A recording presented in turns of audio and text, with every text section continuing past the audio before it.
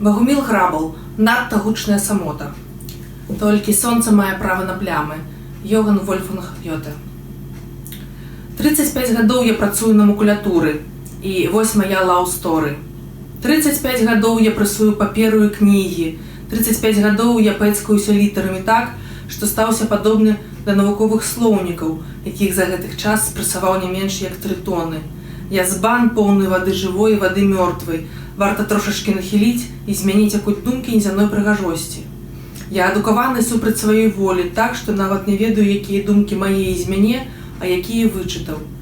І вось за гэтыя 35 гадоў я так знітаваўся сам з сабою і светам навокал, што я, калі чытаю, то як бы не чытаю. Я кладу ў дзюбку прыгожы сказ і смакчу яго, як карамельку, пацягваю як кілішак лікёру, пакуль думка не ўсмокчацца ў кроў як алкаголь, пакуль я не прасякуся ёй на ўсю цэль, пакуль ёй не напоўніцца мае мозг і сэрца, мае капіляры. І вось за 1 месяц я спрэсоўваю недзе 2 тоны кніг, і каб мець сілы для гэтай маёй богу мілай працы, я за 35 гадоў выпіў столькі піва, што можна было б запоўніць 50-метровы плавальны басейн, 100 стаўкоў для калядных карпаў.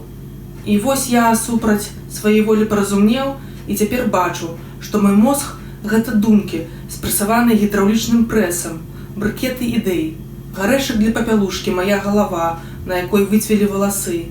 І я ўяўляю, якія слаўныя гэта былі часіны, калі ўся веда была запісаная адно ў чалавечай памяці. І калі б тады нехта захацеў спрэсаваць кнігі, яму давялося б прэсаваць чалавечыя галовы. Але і гэта не спрацавала б, бо сапраўдныя думкі прыходзяць звонку, яны побач з чалавекам, віюцца вакол чалавека, як мухі вакол газнічкі. Так што ўсе саванаролы свету марна паляць кнігі.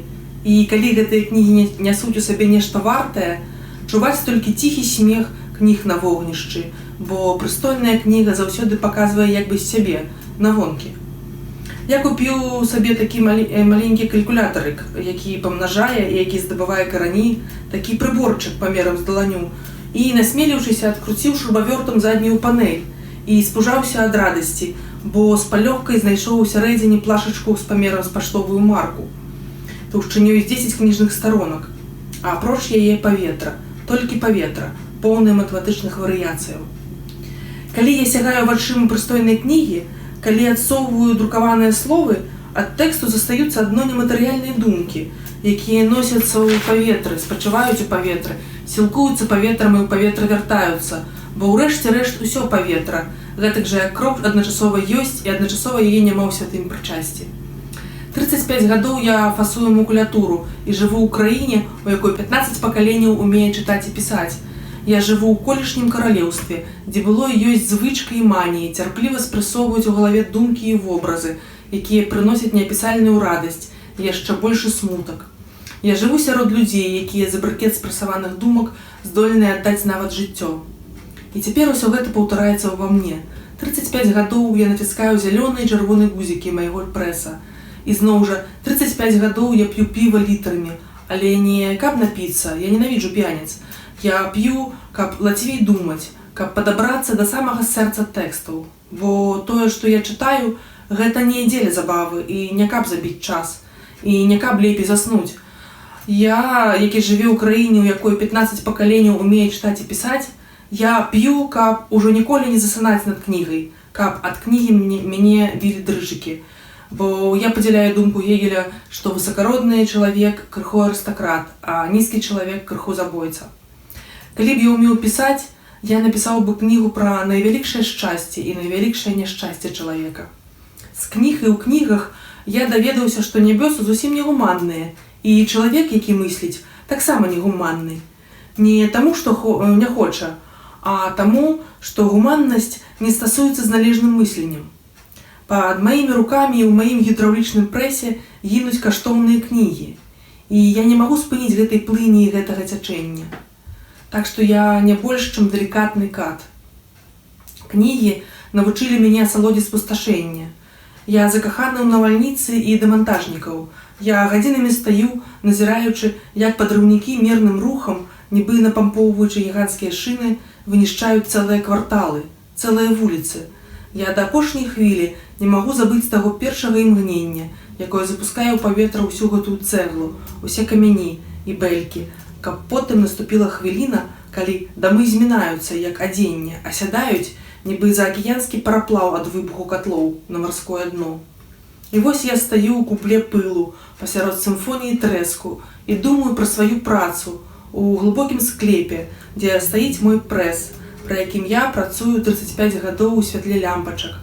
Я чую, як нада мною па двары ходзяць людзі.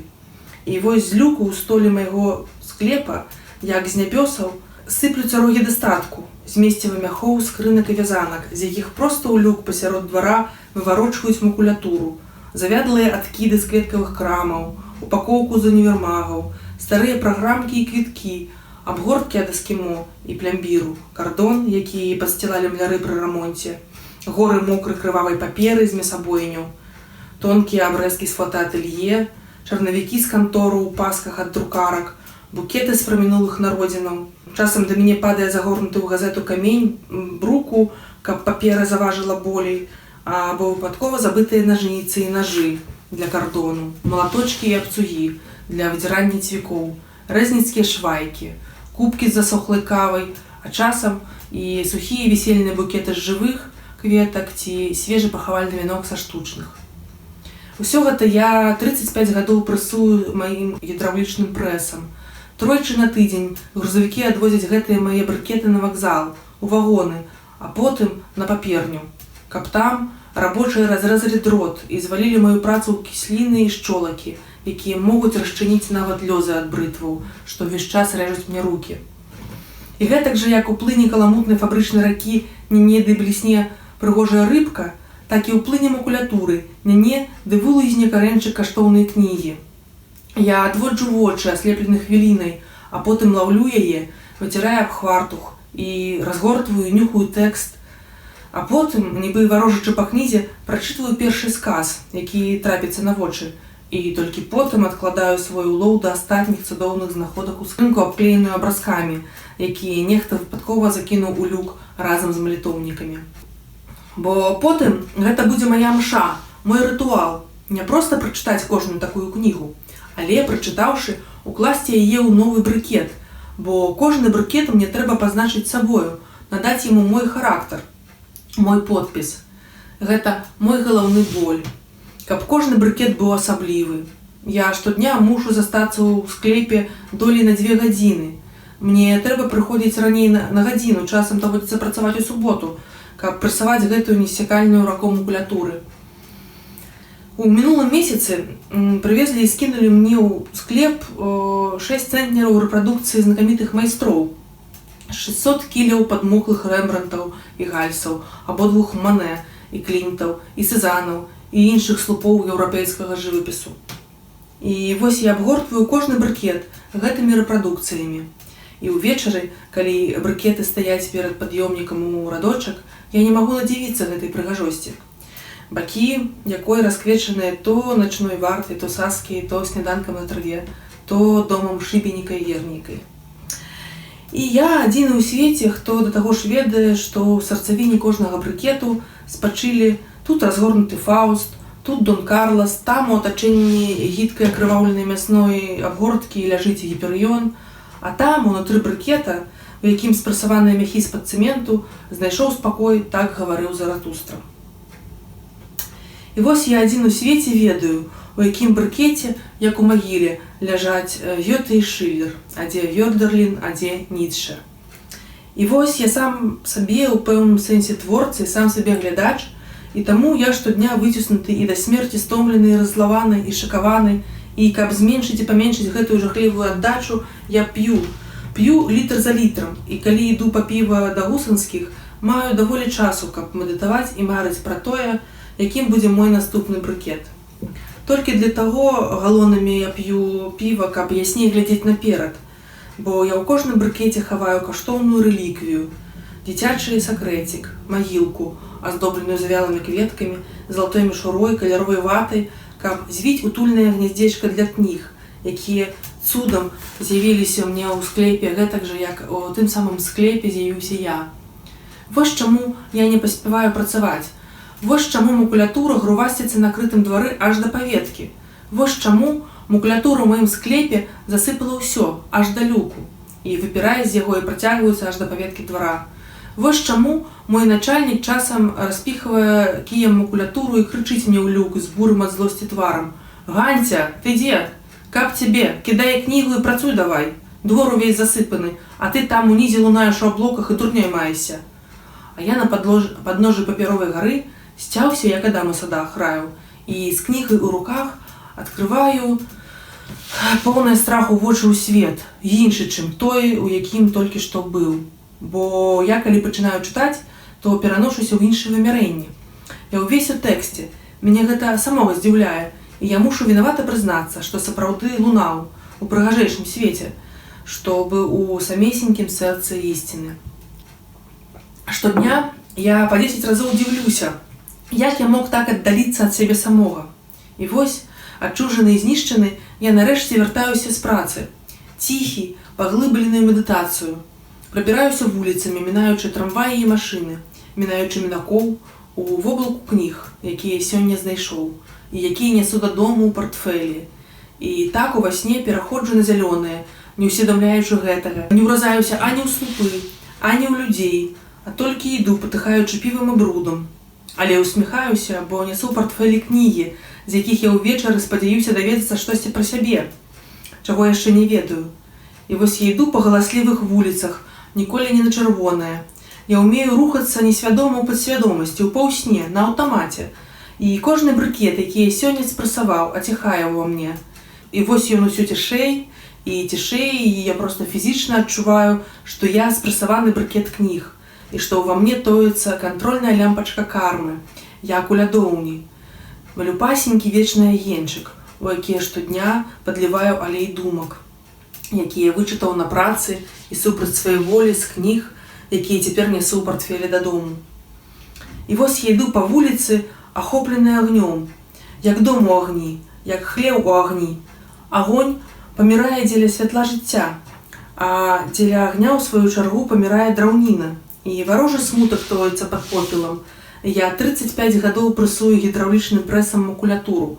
5 гадоў мне засталося да пенсіі, і гэтую сваю машыну я заберу з сабою. Я не пакіну яе, я назбіраю грошай, у мяне асобная ашчадная кніжка, так што на пенсію мы пойдзем разам, бо я выкуплю гэтую машыну ў прадпрыемства, заберу яе дадому, пастаўлю недзе ў садзе ў дзядзькі паміж дрэвамі, і вось тады, там у садзе, буду прэсаваць па адным брыкеце ў дзень.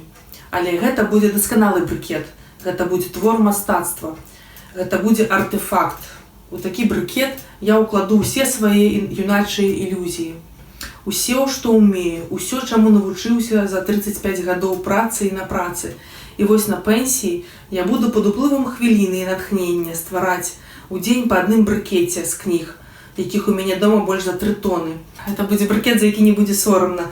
Гэта будзе брыкет крышталізаваны з мары, народжаны з медытацыі. І да таго ж, кладучы ў жолоб прэсу макулятуру і кнігі, падчас гэтай працы, акту творчасці ў прыгажосці, я перад самым апошнім рухам прэсу падсыплю брыкет крыху канфеці і блёстак. Штодня па брыкеце. І праз год я адчыню ў садзе выставу брыкетаў. Выставу, на якой кожны наведнік зможа сам, але пад маім наглядам, спрэсаваць свой брыкет. Калі прэс дрыганецца ад націскання зялёнага гузіка і абрынецца ўніз, і з сілай пачне сціскаць макулятуру, аздобленую кветкамі і кнігамі і рознымі ашмёткамі, якія хто толькі з сабою прынясе, то тады у чуллівага гледача можа скласціся ўражанне, што гідраўлічны прэс прэсуе яго самога. І вось я сяджу дома ў прыцемках, сяджу на зэдліку, плюю носам, і ўрэшце датыкаюся слінявымі вуснамі да сваіх каленяў, і толькі так засынаю.